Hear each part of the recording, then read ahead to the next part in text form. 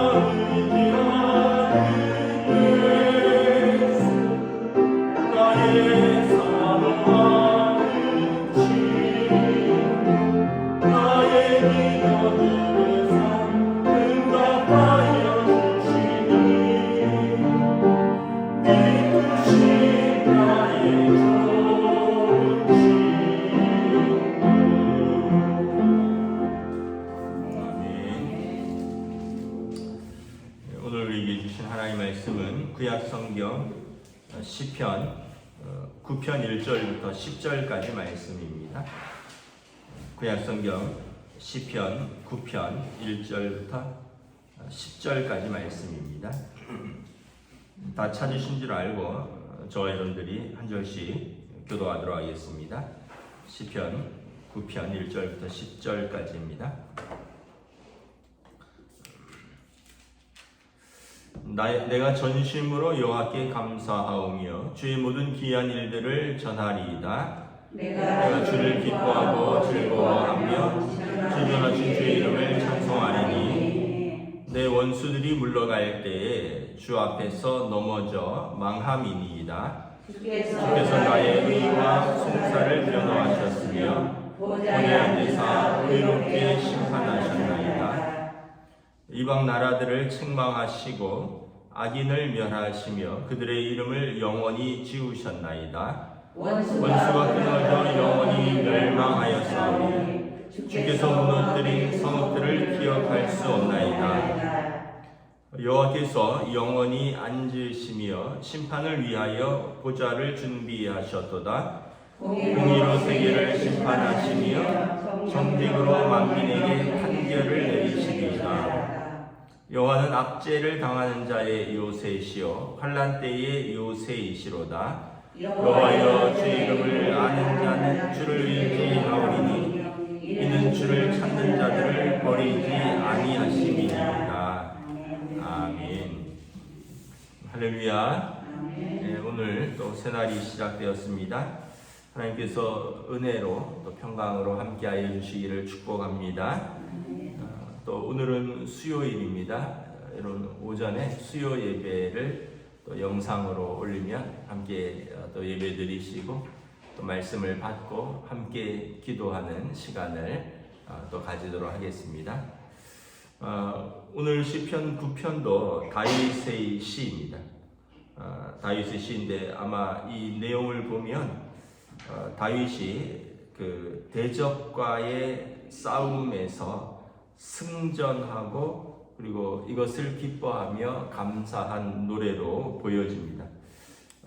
다윗은 이제 물론 이제 전쟁들이 많이 있었죠. 다윗 때의 영토가 가장 이스라엘의 넓은 영토를 차지했습니다. 특별히 이제 블레셋과의 오랜 전쟁 속에서 다윗이 여러 번 승리함으로 인해서 그 다윗의 이름만 들어도 주변국들이 이제 감히 쳐들어가지 못할 정도로 다윗은 여러 번 승전을 한 것이죠. 그래서 오늘 말씀도 이 13절에 보면 굉장히 어려운 전쟁이었던 것 같습니다. 13절에 보면 여호와여 내게 은혜를 베푸소서 나를 사망의 문에서 일으키시는 주여 나를 미워하는 자에서 받는 나의 고통을 보소서. 그러니까 굉장히 힘든 전쟁이었고 어려운 전쟁이었으나 하나님의 특별한 은혜로 이 대적을 물리치고 그리고 이 원수들이 물러갈 때 기뻐하고 그 기쁨을 금할 수 없어서 지은 노래로 보는 이제 학자들이 많이 있습니다. 그래서 2절에 보면 1절 2절에 보면 내가 전심으로 여호와께 감사하오며 주의 모든 귀한 일들을 즐거워하리라. 내가 주를 기뻐하고 즐거워하며 지존하신 주의 이름을 찬송하리니 이유는 내 원수들이 물러갈 때 주 앞에서 넘어져 망함이니이다. 이 대적들이 이제 어쩌면 이제 다윗을 에워싸고 있던 대적들이 물러가는 것을 보고 하나님 앞에 기뻐하고 노래하는 것입니다. 그래서 이 1절부터 6절에 보면 하나님의 위력을 찬양합니다. 하나님이 행하신 놀라운 일들을 선포하고 그것을 기뻐한다라는 것입니다. 이유는 하나님께서 당신의 대적들을 그러니까 자기의 대적처럼 이제 물리치시고 4절에 보면 주의 백성의 의와 송사를 하나님께서 감당하신다라는 것입니다. 그래서 이방 나라들의 공격과 이방 나라들의 위협으로부터 그들을 책망하시고 악인들을 멸하고 그의 이름들을 지우신다라는 것입니다. 그래서 6절에 보면 원수가 끊어져서 영원히 멸망하였사오니 주께서 무너뜨린 성읍들을 기억할 수 없나이다. 그러니까 하나님의 그 놀라운 기적과 이적 또 놀라운 능력을 이렇게 선포하는 것입니다. 어떻게 보면 이 하나님 앞에서 다윗은 이제 이 삶을 통해서 이런 은혜의 경험들이 쌓인 거죠. 다윗의 삶에 보면 참 하나님을 우리 같으면 하나님을 떠날 이유가 너무나 많이 있습니다. 하나님 안 믿을 이유가 너무 많이 있어요. 예를 들면 여러분 골리앗과의 전쟁에서 이겨서 왕의 사위가 되고 왕의 이제 신임받는 장군이 되었는데 그 왕이 현상수배를 내리고 왕이 그를 죽이려고 합니다. 이 부인이 이제 자기를 미워하고 아버지가 자기 부인을 장인이 자기 부인을 빼앗아 가버리고 또 사울에게 쫓길 때 온 그 젊은 시절에 거의 20년을 도망 다니면서 하루 이틀도 아니고 얼마나 하나님이 원망스러웠을까. 또 간신히 어떻게 이스라엘의 왕으로 세워졌는데 여전히 10지파는 반대하고 겨우 2지파의 왕으로 왕권을 유지하는데 얼마나 괴로웠을까. 그것도 7년의 세월을 다윗은 2지파의 왕으로만 이제 존재하죠. 그 어렵게 왕에 오르면 또 이번에는 아들들이 서로를 죽이고 아들이 딸을 욕보이고 그래서 셋째 아들이 큰 아들 죽이고 뭐 집안에 어려운 일들이 또 아이들 때문에 가정에 또 난리가 나는 거죠. 겨우 좀 잠잠해질라 하면 또 거기에 섭섭한 아들이 압살롬이 아버지에게 또 반란을 일으키고 또 아버지가 졸지에 왕에서 또 아들 때문에 도망자 신세가 되고 그러고 보면 참 다윗의 삶을 보면 어떻게 보면 그 하나님 신앙생활 잘 할 만한 이유가 거의 없습니다. 우리도 보면 여러분 우리 같았으면 진작에 신앙생활 떠났을 거예요. 우리 얼마나 우리가 연약합니까? 뭐 좀 어려운 일이 있으면 시험 들었다고 신앙생활 시들해져요. 하나님이 이거 안 도와주신다고 내 기도 응답 안 해주신다고 시들해져요. 하나님 때문에 섭섭하다고 시들해져요. 뭐 목사한테 섭섭하다고 시들해져요. 성도들끼리 또 뭐 무슨 시험 들었다고 시들해져요. 우리 이렇게 신앙생활 우리도 이렇게 쭉 지켜보면 정말 꾸준히 하나님 앞에서 한 몸, 한 마음과 한 믿음으로 나아가는 게 얼마나 어렵다는 걸 알 수 있죠. 근데 다윗 왕은 보면 참 그 어려움 속에서 순전한 믿음을 지키는 것을 볼 수 있습니다. 여기 보면 이 하나님에 대한 완전한 신뢰가 있고 하나님과의 깊은 사랑의 교제가 있는데 그리고 이러한 그 은혜의 체험들을 통해서 점점 하나님 앞에 나아가는 그런 모습들을 보여주죠. 깊은 사랑의 교제는 어떤 걸 의미하냐 하면 좋을 때만 하나님을 의지하는 게 아니라 어려울 때도 슬플 때도 심지어 죄 지었을 때도 하나님과의 교제가 끊어질까 봐 염려합니다. 내가 죄 지었기 때문에 주의 성령이 내게서 떠나가는 것을 다윗이 제일 두려워합니다. 그래서 다윗은 온전한 하나님의 신뢰와 깊은 사랑의 교제 가운데 나는 어떠한 형편에 있든지 하나님께서 나를 도우시고 지키신다. 하나님은 의로우시기 때문에 내가 하나님 앞에 의롭게 서 있으면 하나님은 언제나 나의 편이시다. 이런 믿음이 이렇게 확고하게 있는 것입니다. 그래서 어려운 일이 있을 때 다윗은 절망하지 않는 거죠. 그 시편 23편처럼 여호와는 나의 목자시니 목자가 양을 포기하지 않는 것처럼 다윗이 자기 양을 포기하지 않고 막대기를 들고 이리를 쫓고 도둑과 어떤 이리로부터 양을 지키는 자신을 보면서 나도 인간적인 목자도 그런데 하나님께서 자기 양떼를 지키시지 않겠느냐. 사망의 음침한 골짜기를 내가 다닐지라도 두려워하지 않겠다. 주의 막대기와 지팡이로 나를 지키실 것이다. 그리고 이제 다윗은 오늘 말씀에서도 보면 이 적군이 아마 이 깊이 에워쌌지만 그 원수들을 끊으실 것이고 3절에 보면 내 원수들을 하나님께서 물러가게 하실 것이고 또 저들을 꾸짖어서 5절에 보면 영원히 그 이름을 지워버릴 것이고 6절에 보면 그들의 성읍들은 기억할 수 없을 정도로 하나님께서 망하게 하실 것이다. 그래서 찬송가 79장에 보면 이방들 떠들어 나라들 모여서 진동하나 우리 주 목소리 한번 바라시면 천하의 모든 것 망하겠네. 이런 찬양이 있잖아요. 하나님이 한 번만 말씀하시면 이 모든 것들이 다 무너질 것이다. 이라는 확실한 믿음이 있는 것이죠. 7절부터 이제 쭉 보면 하나님이 공의로움을 감사하고 찬양합니다. 7절에 보면 여호와께서 영원히 앉으시며 심판을 위하여 보좌를 준비하셨도다. 하나님께서 보좌에 앉으시며 그리고 그 보좌에서 심판하신다는 것입니다. 어떻게 심판하시냐면 8절에 공의로 세계를 심판하실 것이다. 정직으로 만민에게 판결을 내리실 것이다. 여러분 우리가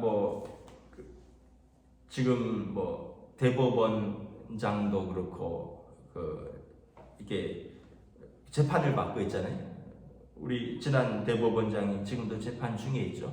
또 유죄를 받았고 법원 행정처장들도 그렇고. 왜 그렇습니까? 재판을 공정하게 하지 않았다는 거죠. 재판에 관여했다는 거죠. 그 최후의 보루가 무엇일까요, 여러분? 최후의 보루가 우리가 억울할 때 최고의 보루는 법에 호소하는 것입니다. 주먹으로도 다 해결이 안 되고 또 우리보다 힘센 사람도 많고 세력도 많고 이러면 우리가 어떻게 해결하겠습니까? 해결할 수 없을 때는 어디다 호소를 하죠? 법에 호소를 하죠. 법에 호소를 하면 경찰에서 조사하고 또 검찰에서 기소하고. 그런데 이 과정도 아마 여러분 다 믿지 못할 수가 있습니다. 그러면 어떻게 최후의 보루는 재판장입니다. 재판장이 내 억울한 이야기를 다 듣고 또 나의 형편을 잘 살펴서 공정하게 심판할 것이라는. 그런데 그 재판장이 공정하게 하지 않고 어떤 재판에는 관여하고 어떤 것에는 위에서 지침을 내리고 이런 것 때문에 지금 아직까지도 그 법원 행정처장을 비롯해서 양승태 대법원장 이런 분들이 재판을 받고 있는 거잖아요. 그런데 하나님은 어떤 재판장이시냐? 완전히 공의로우시다는 겁니다. 공의로 세계를 심판하신다. 그러니까 하나님 앞에는 어떠한 불의도 통하지 않는다는 것입니다. 하나님 앞에서는 어떠한 쉽게 이야기하면 꼼수도 통하지 않는다는 것입니다. 하나님은 온전히 공정하신 분이라는 것입니다. 그래서 하나님 나에게 주의 의와 주의 공의로 판결을 내려주소서. 다윗은 하나님 앞에서 대적과 자기 중에서 더 공정하고 더 의로운 편을 들어달라고 이야기를 하는 것입니다. 9절에 보면 여호와는 압제를 당하는 자여 요새여 환난 때의 요새이시로다. 요새는 무엇입니까, 여러분? 적군이 공격을 할 때 문을 닫아 걸면 이제 지금이야 여러 가지 무기들이 있지만 지금이야 비행기도 있고 또 드론도 있고 있지만 예전에는 어떻게 했습니까? 고대 세계에서는 성벽을 기어 올라가야 돼. 성벽을 무너뜨려야 돼. 성벽을 안에서 누가 문을 열어주든지 성벽에 문을 부수든지 성벽을 기어 올라가서 그 위에 있는 적들과 싸우든지. 근데 성벽이 아주 튼튼하면 밖에 아무리 적군이 많아도 쉽게 점령을 못하죠.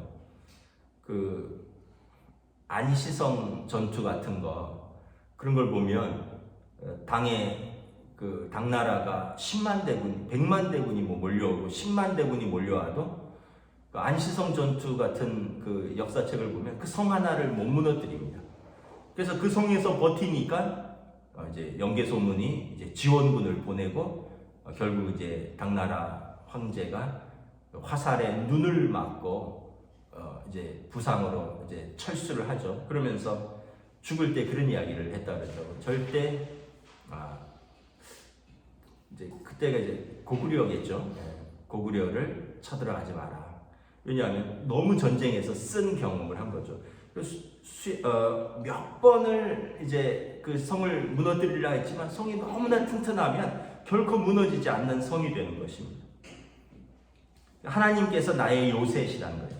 하나님께서 환난 때 나의 피할 요새라는 것입니다.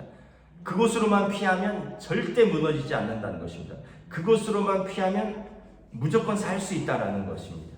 그래서 10절에 보면 여호와여 주의 이름을 아는 자는 주를 의지하오리니 이는 주를 찾는 자들을 버리지 아니하심이로다.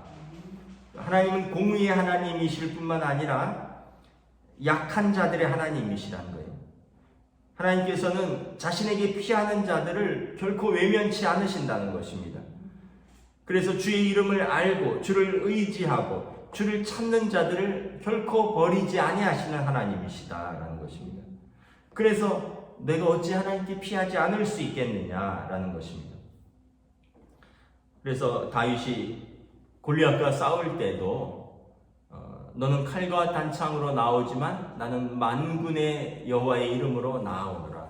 어린 다윗에게 이러한 믿음이 있기 때문에 나는 하나님의 이름으로 나가면 하나님께서 나의 대적을 물리치시고 여호와의 이름을 모욕하는 저 블레셋 장군을 하나님께서 쓰러뜨릴 것이다.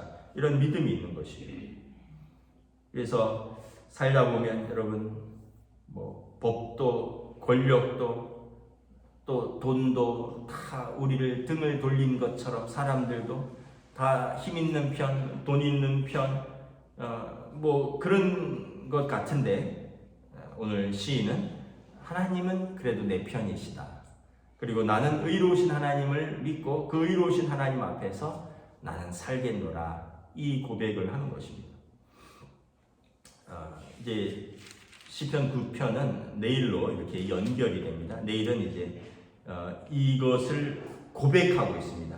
이제 하나님의 주권을, 하나님의 공의를 세상에 선포하고 있습니다. 오늘 말씀을 우리가 이렇게 다시 한번 정리를 합니다. 다윗처럼 어려운 환경이 없었습니다. 우리는 다윗의 성공만 보고 다윗의 위대한 결과만 보지만 다윗처럼 그 과정이 힘들고 어렵고 또 시험이 많고 그럼에도 불구하고 다윗은 하나님과의 깊은 교제를 포기하지 않았습니다. 그럴수록 더 하나님께 매어 달렸고 그럴수록 하나님을 더 신뢰했습니다. 저 여러분들도 우리 살면서 어려움도 있고 애워싸임도 있고 시험도 있고 그럼에도 불구하고 하나님은 하나님의 백성의 편이다. 이 믿음을 잃지 않으시기를 축복합니다. 우리가 하나님께 피하고 또 우리의 연약함을 하나님께 호소하면 하나님은 결코 하나님의 백성을 버리지 아니하신다라는 것입니다. 기도하겠습니다. 주님의 은혜를 감사합니다. 대적과의 전쟁 속에서 대적이 사방을 에워싸고 있는 이 답답한 현실 속에서 다윗 왕은 하나님께 호소합니다. 다윗의 평생의 하나님에 대한 신뢰, 또 하나님에 대한 체험, 내가 아는 하나님은 나를 버리지 아니하신다. 내가 주께 피할 때 주께서 나를 돌보셨으며 대적과의 싸움에서 하나님은 대적을 무너뜨리셨고 하나님은 의로우신 하나님이 공의로 세상을 심판하시고 악인들을 멸하시는 그 하나님을 내가 신뢰하기에 이 전쟁에서도 하나님께서 사망의 문에서 나를 건지실 것이라 이 믿음으로 노래하는 시인을 바라봅니다. 그리고 실제로 하나님이 또 그를 건지셨고 전쟁의 승리 이후에 또 하나님의 공의와 하나님의 위엄을 찬양하는 것을 바라봅니다. 오늘 우리에게도 또 이러한 믿음을 더하여 주시옵소서. 우리의 작은 믿음이지만 우리는 어려움이 있고 시험이 있고 또 여러 가지 환경과 또 사람들 때문에 우리 믿음이 흔들리지만 그러할수록 우리는 하나님께 더 깊이 나아가는 우리들이 될 수 있기를 원합니다. 다윗 왕이 힘들고 어려울수록 하나님 앞에 더 깊이 나아가며 또 하나님과 더 깊은 친밀한 교제 속에서 하나님의 사람이 되었던 것처럼 저희들도 환경과 또 대상에 따라서가 아니라 우리의 믿음은 항상 하나님 앞에 서 있을 수 있도록 의로우신 하나님 앞에서, 공의로우신 하나님 앞에서 하나님의 백성 편에 서 있다는 그 믿음을 가지고 오늘도 살아갈 수 있도록 주여 인도하여 주시옵소서. 감사를 드리오며 우리 주 예수 그리스도 이름으로 기도드리옵나이다. 아멘. 하늘에 계신 우리 아버지 이름을 거룩하게 하시며 아버지 나라가 오게 하시며 아버지의 뜻이 하늘에서와 같이 땅에서도 이루어지게 하소서. 오늘 우리에게 일용할 양식을 주시고 우리가 우리에게 잘못한 사람을 용서하여 준 것 같이 우리 죄를 용서하여 주시고 우리를 시험에 빠지지 않게 하시고 악에서 구하소서. 나라와 권능과 영광이 영원히 아버지의 것입니다. 아멘.